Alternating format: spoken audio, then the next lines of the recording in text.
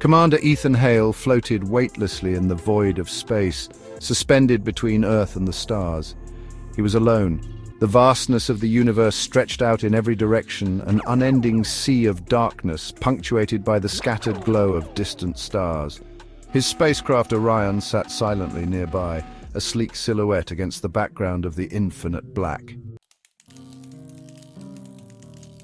His gloved hands moved deftly, adjusting equipment on the exterior of the ship, performing the routine checks that every astronaut before him had done.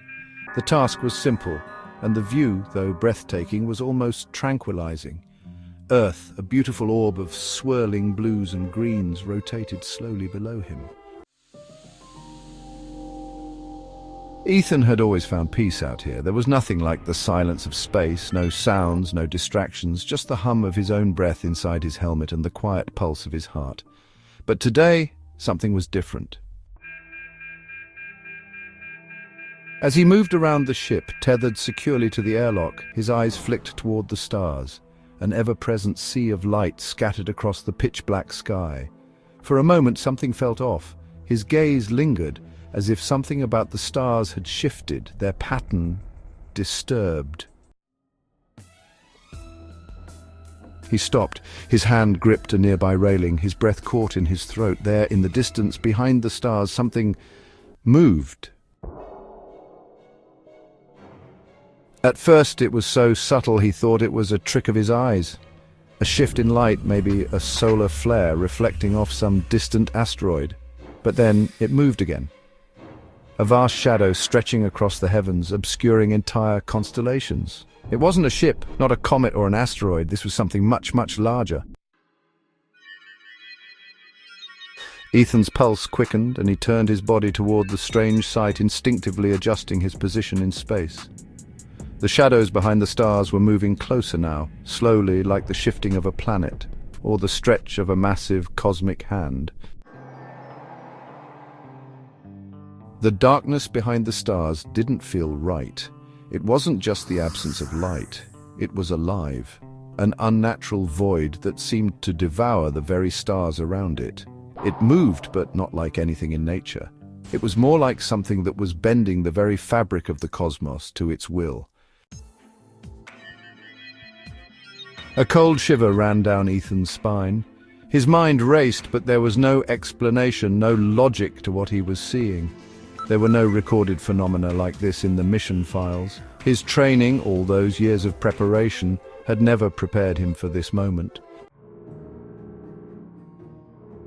For a brief moment he considered returning to the safety of the spacecraft, but the overwhelming urge to know what was happening kept him rooted in place, his gaze fixed on the unnatural dark shape. The shadow seemed to stretch further now, its edges rippling like the surface of water disturbed by something unseen. Then, without warning, the shape surged forward. The stars flickered violently as it moved, and for a split second, the space around him seemed to distort, an eerie warping effect, as if the very air, the vacuum of space, was warping under the weight of the thing that was approaching. The shadow was no longer behind the stars, it was between them. It was close, too close. Panic gripped Ethan's chest. His heart thundered in his ears. He could feel the pressure building, an invisible force that wasn't just physical but psychological. Every instinct in his body screamed for him to move, to flee, to escape the suffocating presence that loomed behind him. He tried to move.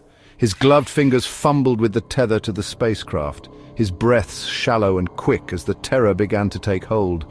But before he could even begin to retreat, the shadow took form, its size unimaginable, its presence unbearable. There were no clear shapes, just an immense inky mass that seemed to stretch endlessly, far beyond the scope of any ship or planet. It pulsated like a living thing, like the belly of some enormous ancient creature undulating in the depths of the cosmos. His eyes could scarcely comprehend what he was seeing. It was behind the stars, but it had become the stars, had taken over the very fabric of space itself. The space around him felt wrong, suffocating. A deep, guttural vibration rumbled through the ship, reverberating through his suit. The stars flickered again as if they were being smothered by the dark entity. And then, without warning, he saw it. In the shadow of the dark mass, its tendrils, long and writhing, moving through the blackness like the limbs of some gigantic creature from a forgotten nightmare. The tendrils reached not toward the Orion, but toward him. Ethan's body froze in a mixture of disbelief and dread. His hands moved, reaching frantically for the emergency release on his tether. His mind screamed at him to get back inside the ship, but his body betrayed him. Immobilized by the sheer size of the thing looming over him, his eyes, wide with terror, were fixed on the alien limbs as they twisted closer, impossibly long, impossibly real.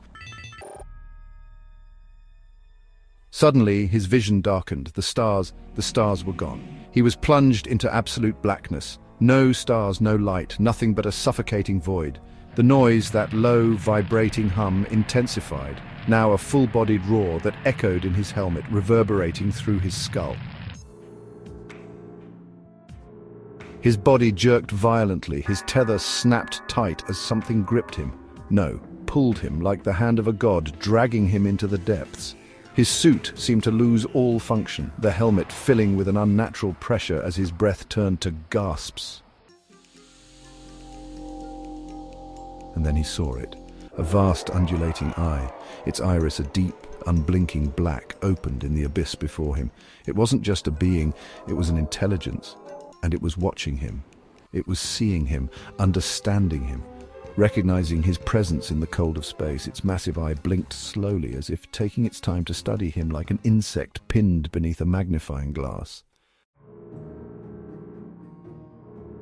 The pull grew stronger, and Ethan's body was twisted, contorted against his will.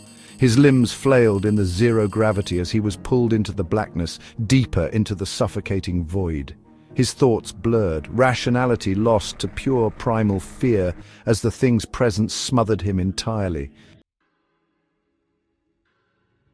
The last thing he saw before the darkness consumed him was the impossibly large, gaping mouth opening before him, vast as the universe itself.